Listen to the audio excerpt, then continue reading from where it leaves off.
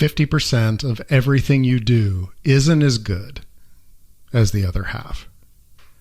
The first time I heard this, it was like a punch in the gut. Oh no, it's true. Half of everything I do isn't any good. And then I had to smile, because this is always mathematically true, isn't it?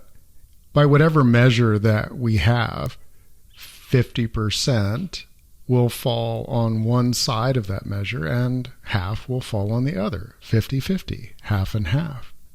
But there's a part of me that really didn't get that.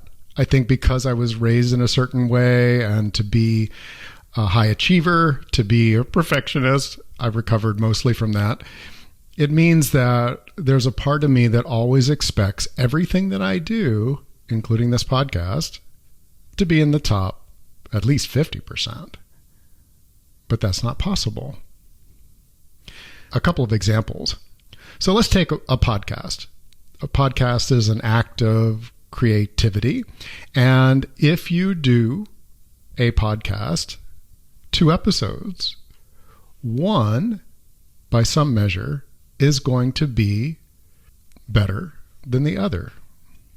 For example, this is episode number 19 of the Emotional Freedom for All podcast. If I look at the podcasts that I've already done, the first 18, based upon number of listeners, guess what? 50% of them did not do as well as the other half. Does that mean the half that didn't do as well aren't as, meaningful?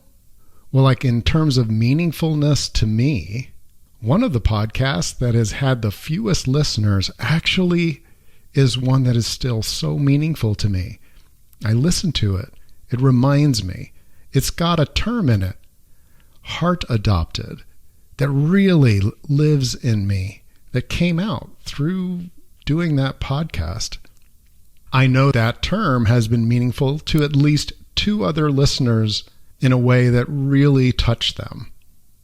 But in terms of number of listeners, guess what? It's in the bottom 50%. What about how it impacts you? Now, if you've listened to more than one, if you've listened to 2 or more podcasts that I've done, guess what? Half of them will have had more meaningfulness to you than the other. Half of them would be a little more entertaining, uplifting than the other half. Now, maybe on the spectrum, and this is, I think, the important thing, maybe on the spectrum, it's still a satisfying experience. It's still acceptable. It's something that you've chosen to invest some of your time and energy. Thank you. It's great to have you with us. Now, this applies, again, to everything we do. If you're a professional and you work with clients, you could be a massage therapist, a coach, an accountant, a lawyer. 50% of those sessions that you do, by some measure, aren't going to be as good as the other half. Now, if that measure is like how good it felt to do the session, that's different than the measure of how impactful it was for the client. If the measure is how much money did I make off of that client session or that client engagement versus another, guess what? Half and half. They're going to fall across a spectrum. It even goes to things like hugs and kisses. If you measure your hugs and kisses by how much connection you get, or tingles, or a sense of co-regulation, or how it brings you closer or not, how you felt afterwards, how satisfied you were, guess what? They're going to fall across the spectrum. If you make up stories, half the stories that you make up aren't going to feel a certain way compared to the other half. You could use something neutral, like how long it is. Half my podcasts aren't as long as the other half. They're all in a range, but half of them are shorter than the other half. Half are longer than the other 50%. Do you see what I'm getting at here?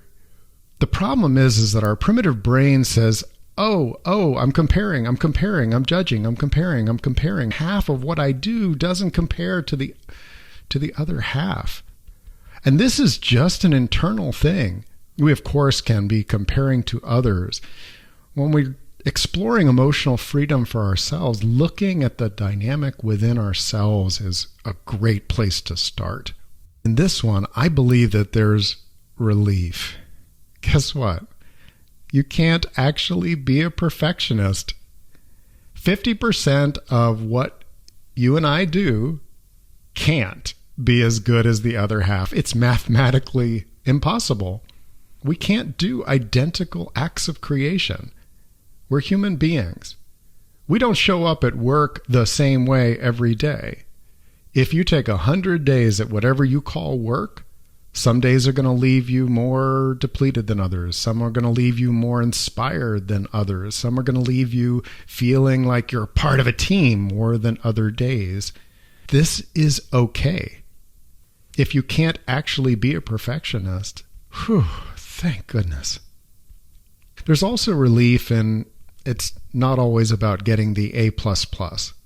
Our schools, at least the ones that I went through, you were being graded based upon some standard.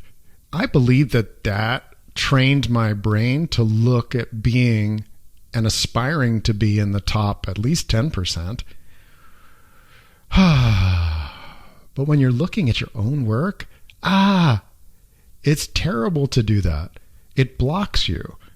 As soon as you've done 2, 3, 4 things, you can start to feel the spectrum of your work. But it doesn't mean that it's not work that matters. It doesn't mean that your artistry isn't acceptable and welcomed. That's where the freedom comes in. I believe that as you really embrace this spectrum, this range, and the measures that we can have from everything that we do, that you get to live and express your artistry knowing it is mathematically designed to exist on multiple spectrums. How it feels to you when you do it, how it feels to others, how it feels a month later, how much money it makes, how much closer in connection you become, the energy you get from it, and the emotional labor it requires. It's all going to be on a spectrum. Now, there is a way to avoid this. Never do anything.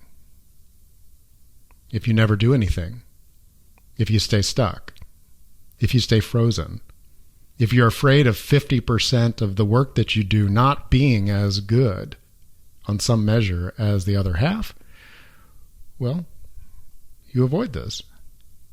And it would be a tragedy. I believe that this life was designed for you to feel free to express your artistry. I'm Rick from Thriving Now, and we're here to support you in that. We have a community that's growing, and you are so welcome. Visit us at thrivingnow.center. Thanks for listening.